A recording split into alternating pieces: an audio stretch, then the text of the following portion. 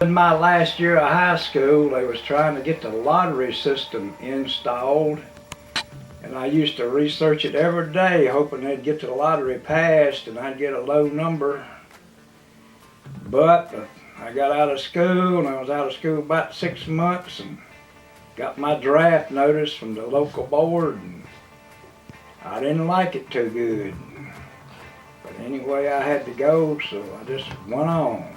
First went through basic training. I was trained as infantry, and then I signed up to take an extra year in the Army, and I was a helicopter prop and rotor mechanic. Worked on Huey helicopters and Cobra helicopters. Well, you can forget everything that you ever thought about living in America when you go over there. We lived in a plywood house with no heat, no air, no nothing. We were living in the middle of a graveyard with big graves all around us. We'd have rocket mortar attacks. We would go hide in the grave because we didn't have no bunkers built.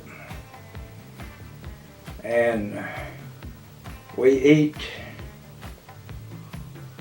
FRB about every day and OD Kool-Aid.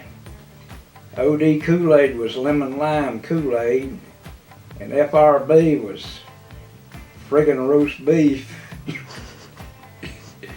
But we didn't have no milk, no biscuits, no loaf bread, none of that stuff, because it all would go bad before it could get over to us. And as far as the Vietnamese culture, yeah, I went on patrol through a few villages.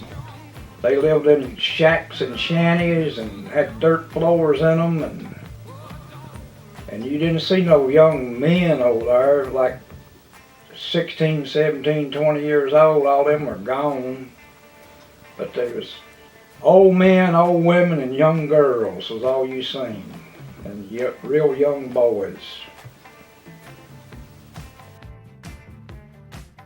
Rocket mortar attacks, and we about to get overrun, and I never was scared till we got over there. Then you find out real quick that you get scared real quick over there.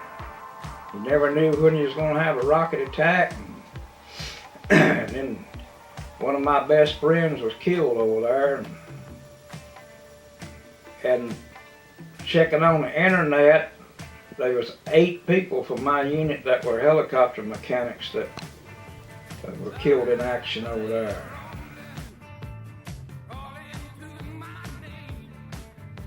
Humbling to see a name on the wall.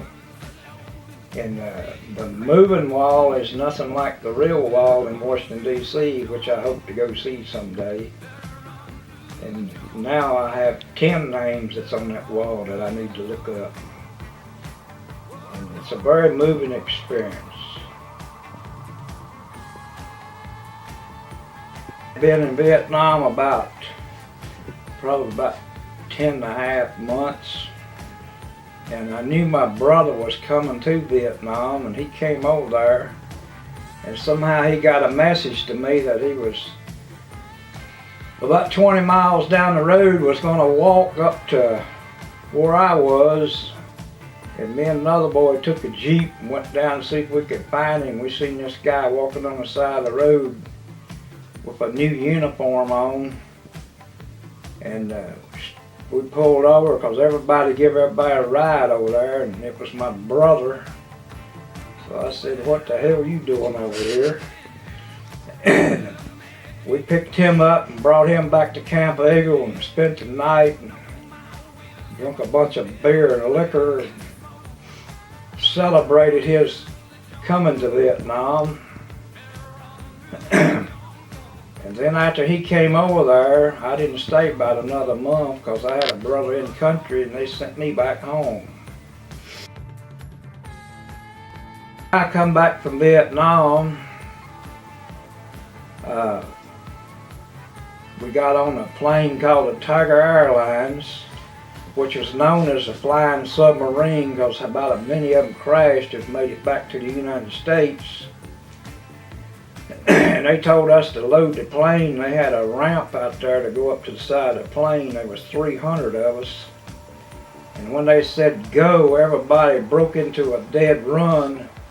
And I thought the ramp was going to collapse up the side of the plane because it was bouncing up and down. And we loaded that plane in about 15 seconds. And then we landed in Seattle, Washington. They give us a new change of clothes, fed us a steak, and I didn't have enough money to fly first class home, so I flew standby. And me and a black boy, we landed in Chicago, Illinois. We left Vietnam, it was like 103. We landed in Chicago. It was 8 below zero. And that was the coldest place in the world I ever been. Then we flew from Chicago to Baltimore, Maryland. Didn't have no money left hardly. Got on a bus and rode the bus home. And made the bus driver stop about a half a mile from the house, and I walked up the driveway. And my sister's big St. Bernard dog like to bit me because he hadn't never seen me before. But that was my life story of Vietnam.